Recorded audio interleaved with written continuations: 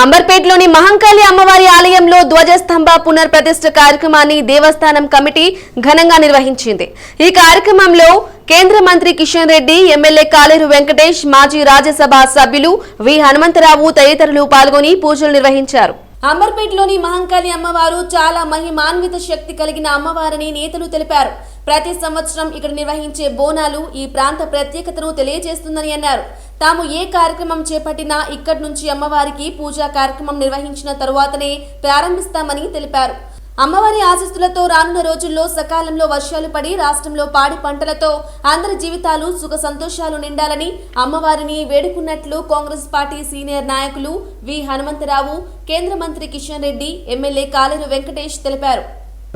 అంచెలంచెలుగా దీని ప్రాబల్యం పెరిగింది, మహిళలు కానీ జనం కానీ రావడం జరుగుతుంది। దీంతో పాటు ధ్వజస్తంభం పెట్టాలని ఆలోచన వచ్చింది। ఈ ధ్వజస్తంభం వల్ల జనానికి అందరికీ కూడా న్యాయం జరగాలి, తల్లి చూస్తుంది అని ఆలోచనతో పెట్టారు। తప్పనిసరిగా అందరికీ శుభం జరగాలని, అన్ని కుటుంబాలు బాగుండాలని, మంచి వర్షాలు పడి అందరు పంటలు పండించుకొని మంచి భవిష్యత్తులో అమ్మవారి దయ ఉంటుంది తప్పనిసరిగా అనేది నా ఉద్దేశం।